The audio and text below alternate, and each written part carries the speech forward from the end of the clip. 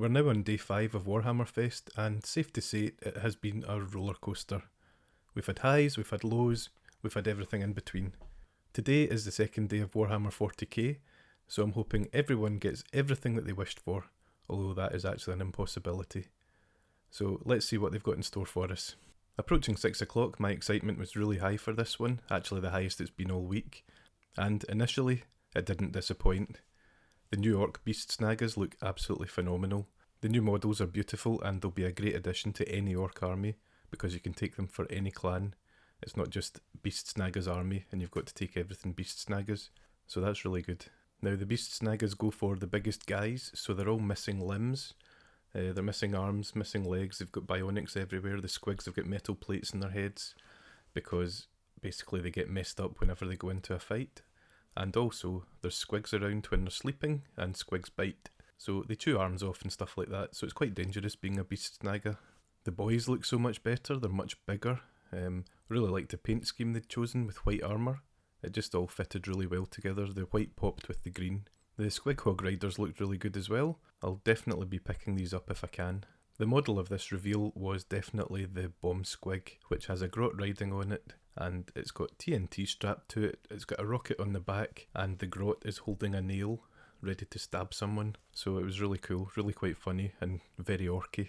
The model that caught my eye straight away was Zodgrod Wartsnagga, and he's a runt herd. His whole thing is, he really likes grots and snotlings, and he thinks they can be so much better than they are, so he breeds better snotlings and better grots. And this shows in their profiles obviously. He's a really old character and he has been totally updated for the new world. You might have noticed he's also got hair, but it's not actually hair, it's a hair squig stapled to his scalp to look like hair, so that's also a really nice touch. It just makes him look totally crazy. If you want the new army box, which includes the models and the codex, and not just a Beast Snagga codex, a completely new Orc codex, then you need to grab it at launch because it's going to be a limited run. They said the kits inside will be available at the same time, but just to be sure, and probably at a discount, pick up this box. It's a nice box too. The Orc Codex, just like the Sisters Codex, will have Crusade rules tailored entirely to Orcs, so it'll make for a very thematic campaign, which is brilliant. I'm really happy with this direction, as I mentioned in the Sisters video. Apparently this is half of the Orc stuff that's available, so there's a lot more on the way. There was also an Orc Warboss in Mega Armour shown, and he looks brilliant. There's a grot on his back with an autocannon and he's just standing on the orc's back and he's shooting, and it just looks so amazing. I'll be getting one of these whether I decide to collect orcs or not because I love this model, absolutely love it. Sadly there wasn't much more to this reveal.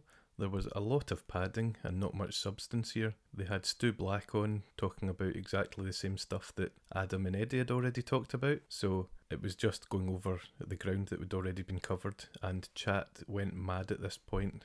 Everyone was so impatient, and to be honest I can totally understand why. The hype around this whole Warhammer Fest was way up here, so there'll be a lot of disappointed people today. One thing I was interested in was a new Cadian Shock Troops kit, and it's got options for everything that you can take in the codex, which is nice.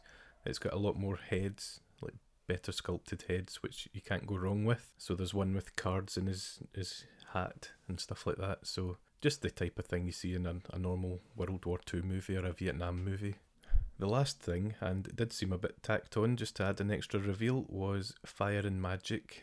So it looks like the Grey Knights and maybe Tzeentch, and there weren't any models, it was just a cinematic and a very short one at that. So that was the end of the reveals, sadly. Tomorrow it's a mystery day, and I can only hope that they've been trolling us all this week and all the good stuff will be revealed tomorrow.